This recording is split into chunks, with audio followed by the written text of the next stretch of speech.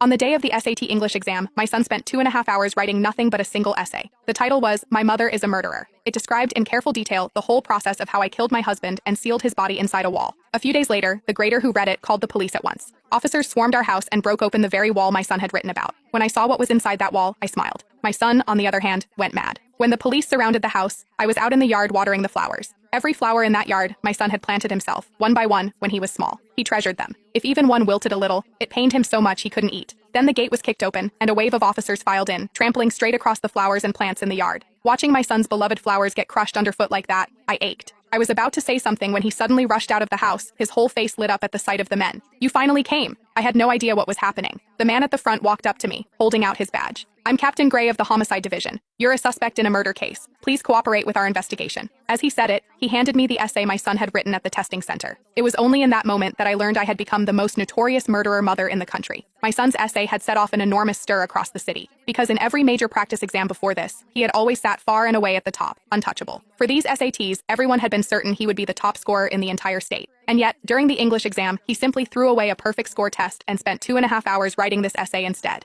The essay said it plainly. One night 10 years ago, my mother, Sarah Henson, killed my father, Oscar James. She bricked up a wall that same night and sealed my father's body inside the wall of their master bedroom. After the grader called the police, the whole thing spread everywhere, and it spread together with the essay my son had written. Everyone was talking about the presumptive top scorer who threw away his SATs and used his own future to expose in an essay that his mother was a murderer. And I was the last to know. I stared at that essay for a long time, and the longer I looked, the harder my hands shook. I knew my son's handwriting, but what it said, I couldn't accept. I looked at my son and asked, my voice trembling, "You wrote this?" He looked back at me without any expression. "Yes, I've waited too long for this moment." A sharp pain shot through my chest, as if something had stabbed into me. "So these 10 years, all that hard work, was just to get back at me like this?" His eyes were cold on mine. "That's right. Only this way would my essay be taken seriously. Only this way would everyone find out you're a murderer." Looking at this child I had raised for 18 years, I suddenly felt I didn't know him at all. All this time I'd believed he had grown up, that he understood now, that he had learned to take responsibility for his own life. But it turned out he had spent 10 years of effort honing himself into the sharpest possible blade. All so that today, he could drive it straight into me. The police hadn't come alone. A crowd of reporters and online streamers had rushed in with them. Now every camera was trained on me. Some were live streaming, some were pushing microphones at my face. "Ms. Henson, your son wrote all of this in his exam essay. Do you have anything to say about it? We've heard your husband vanished suddenly 10 years ago and has never been found. Is it true that you killed him? Your son was the favorite to be top SAT scorer, yet he chose to throw away the SATs just to expose your crime with his own hands. How does that make you feel? Can you tell us why you murdered your husband?" Each reporter's question was sharper than the last. The live stream was exploding, the viewer count breaking 100,000, the comments scrolling by uglier by the second. It was as though everyone had already decided I was the woman who'd killed her own husband. I lifted my eyes to the cameras and said evenly, "It's just an essay a kid scribbled down. No proof, nothing."